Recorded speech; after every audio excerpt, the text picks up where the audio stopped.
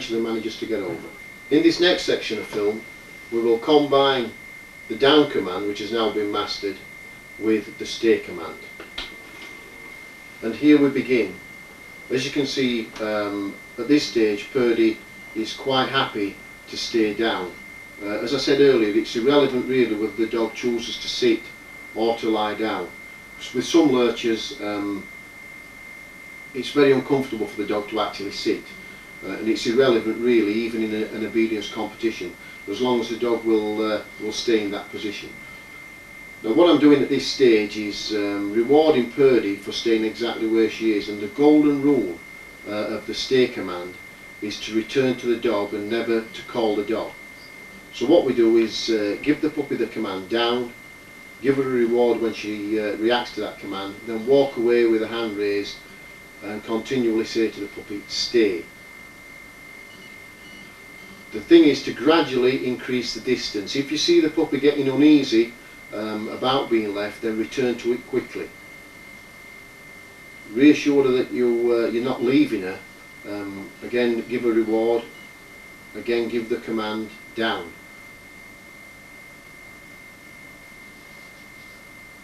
Purdy just getting a little playful at that stage, so we just reinforce it again.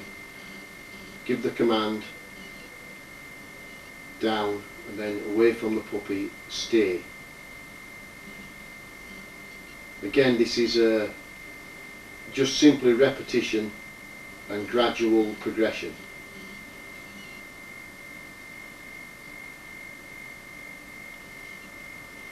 Moving to a different area of the field. Bearing in mind that Purdy will also be a main arena display dog as well as a working lurcher, we need to rehearse these kind of things in public areas. Obviously a dog that is trained in an empty field may behave well, but in the completely different surroundings of a showground, a puppy like this could become unnerved. So we need to train a dog that is to be a display dog on public areas where people and other dogs are, etc, etc. But again, you can see she's now mastered the down command, and on this next section we will try to show you how to give the down command to a puppy that is not actually looking towards you. So what we do here, Ian, who's on the camera at this moment in time, will suddenly distract Purdy, and as Purdy runs back to him, I will call the name and then give the puppy the down command, and there you see the dog react instantly. And that's a vital thing. That may save the dog's life at some stage in a working career. And again, a reward to finish. Right here. At around 4 months old, we need to get the puppy used to retrieving a moving object. So far Purdy's only retrieved still objects, i.e. the soft toys that we've been using. For this next section we're going to use a tennis ball, and as you will see on this next piece of film, we actually take the puppy onto a long driveway into some local factories where she's got no alternative really but to either go straight away from me or quickly return. There's no space for her to run around or start playing games. It's always advisable when you change to a different dummy to return to these sort of areas where the pup is not on an open field where she can start running and playing games. And you'll see in this next section there's always a problem when you actually change from one type of dummy to another, but this is how Purdy went on when we actually tried her with the tennis ball. Now this is roughly 100 yards long. Now we've rolled the ball down the driveway, and at this stage Purdy's chasing it, but then suddenly lost all interest and returned. Again, it's nothing to be too concerned about, but on the second attempt, have to gene her up a little bit. You can see that's a good long chase, and she picked the ball up on the move. She's dropped it but got hold of it again, and just watch the standard of this retrieve. And that's a perfect delivery. This next piece of footage may or may not be relevant to your Lurcher puppy, depending really on what you intend to do with it in later life. Now, for the person who's just wanting to train the Lurcher for basic work, then I'm sure you'll find this interesting, but as I say, it's probably not relevant to you. But for the people who are thinking about running Lurchers in competitive obedience, then this really is essential. Here we are in 1998 on the Hertfordshire Showground at Redbourne, and Purdy for the first time in her life is on a showground. Now, looking at it from this angle, it looks like a deserted field, but I can assure you that 200 yards away to my right hand side is a full showground with all the carousels and all the goings on that these big country fairs have these days. And about 50 yards directly behind me is an helicopter launch pad. And I'm fairly sure you can see by Purdy's reaction here that she's a little bit agitated, to say the least. But as a main arena lurcher, she must learn to overcome the fear of loud noises and all the goings on that are distracting her.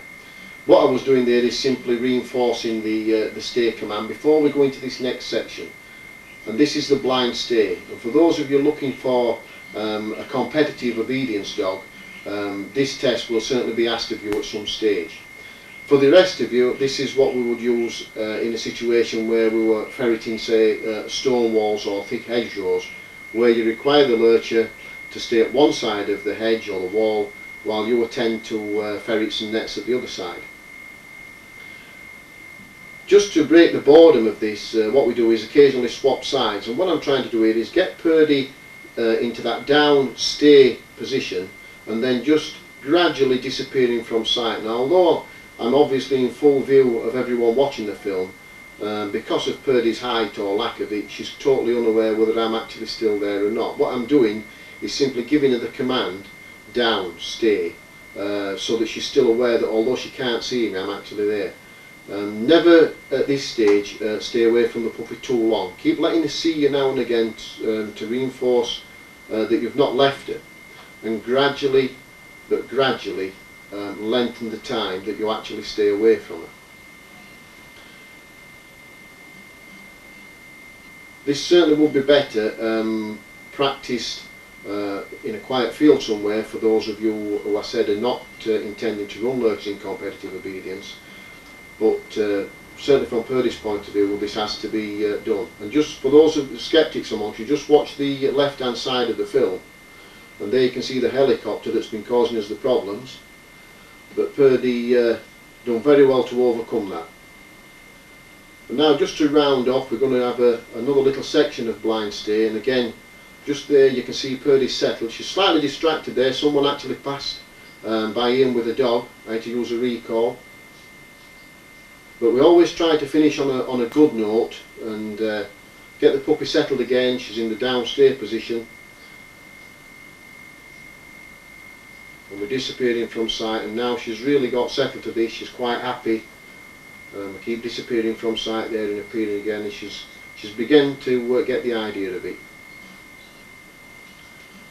The thing is to always try to end, as I said, on a high note and a good reward.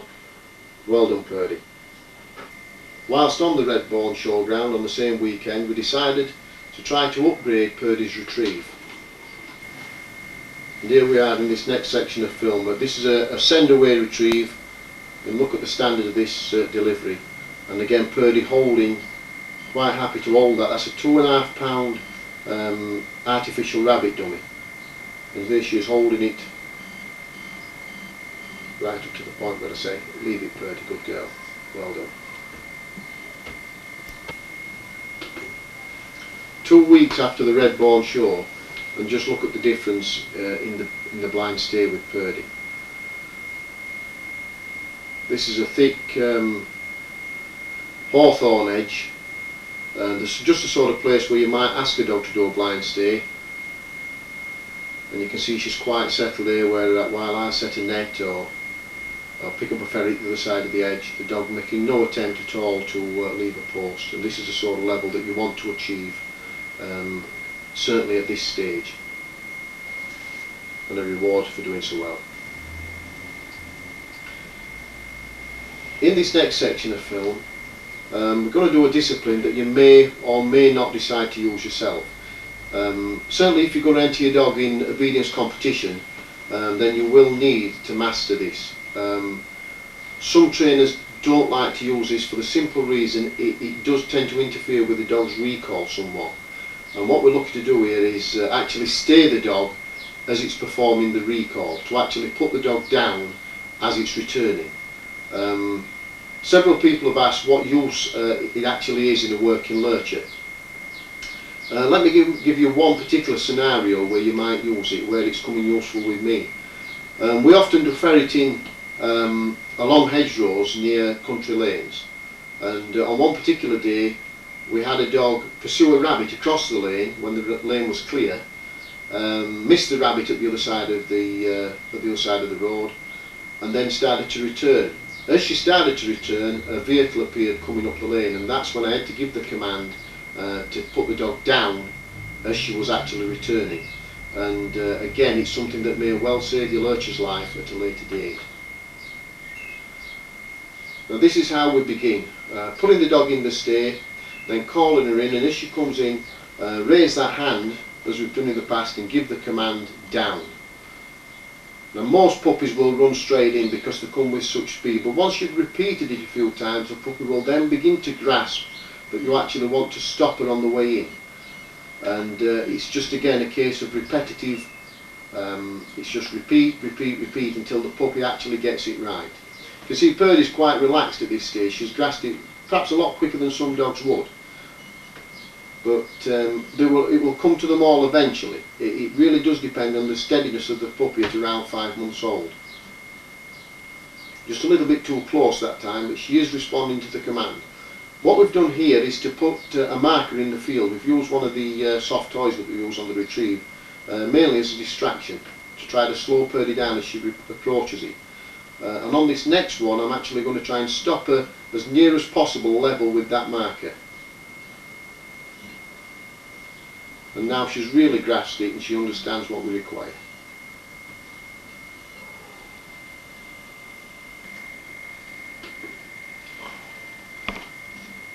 A week later on the Royal Welsh Showground, and Purdy's really got this discipline mastered. Every time the command's given, she reacts instantly. At this stage, let me take you back to the beginning of the film when Purdy, at 5 weeks old, was retrieving the little kiddie's sock, and we said even then that the most important part of a working lurcher is the retrieve. Now in this next section of film I'm going to deal with a problem that most people training a lurcher come across from time to time. It's a fault called dropping short. And what dropping short really is a dog who retrieves a rabbit or retrieves a dummy and stops a few yards away, or drops the rabbit or the dummy before you actually get your hand to it. Now in a dog that retrieves live, and we've got every confidence that Purdy will retrieve live, then she needs to deliver that rabbit right to hand. Now this is a woodland retrieve, so she's had to search for that dummy a little bit, and as she retrieves it, she shows the first signs of the fault of dropping short. Now what we do at this stage is put the dummy onto a string and really gee Purdy up. And when she gets older, just have a little game of tug of war with her, make her hang on to that rabbit. Then tell her to sit or down, and she'll find that she holds on to it. If she doesn't hold on to it, pull it away from her again. And that learns her then to hold on to the rabbit until you actually take it from her.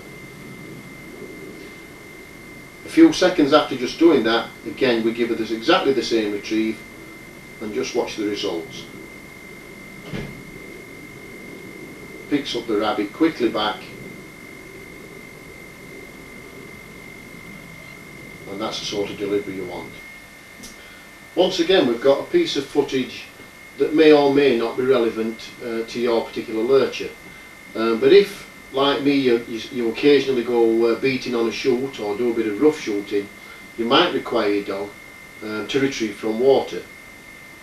And even if you don't, you certainly need to familiarise your lurcher with water, because I'm sure no one wants to have the embarrassment of going out for a day's rabbiting and having to piggyback your lurcher across a stream. So what we use is something that we found in a friend's barn. It's It's a marker buoy for an anchor, and when I saw it I thought what an ideal thing to train water retrieve. The reason is because it's very buoyant and it sits right on top of the water, so obviously when a puppy goes to retrieve that, it's going to grab the dummy rather than grabbing a mouthful of water. If you use the traditional canvas type dummies, they tend to sit half in and half out of the water, and the puppy may grab it, get a mouthful of water, almost choke itself and release the dummy.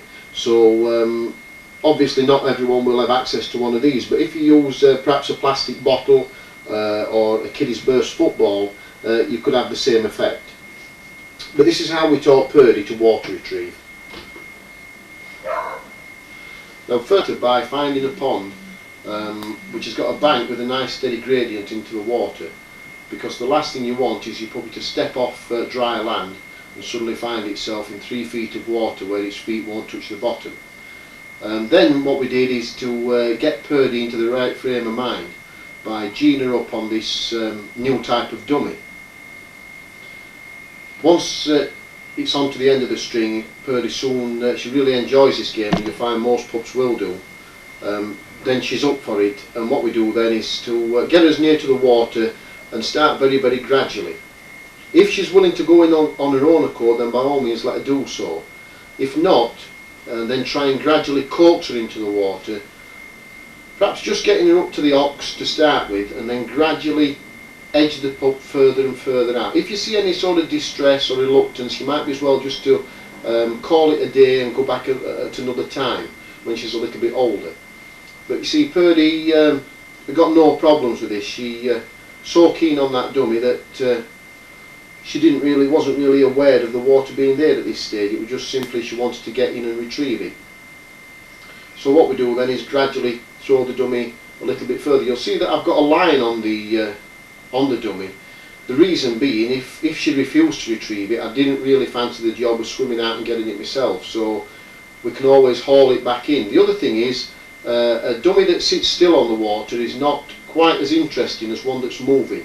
So if Purdy refused to go in while the dummy was sitting still, we could actually move it along by pulling the string and create a little bit of interest. Now what we're doing is putting her in the down and stay, a little bit of teasing with the dummy, throw it into the water and then send her in. Giving the command, "Where is it, Purdy? Where is it?" You can see she's quickly mastered the art of swimming.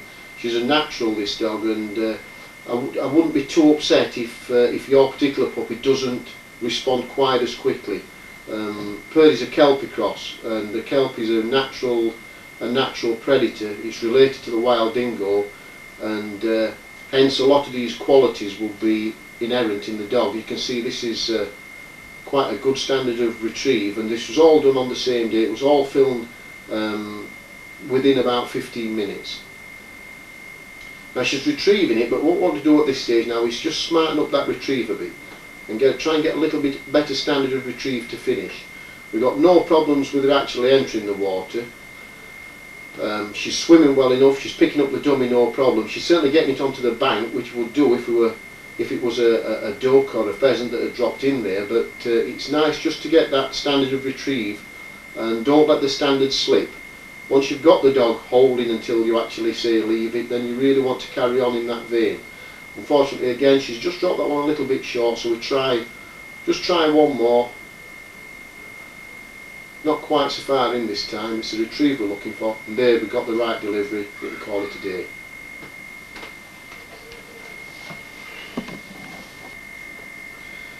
Purdy's now quickly approaching the age of 8 months, and we've got to start seriously thinking about entering at a live game. Now we're going to use Purdy mainly as ferret in the lamping Lurcher.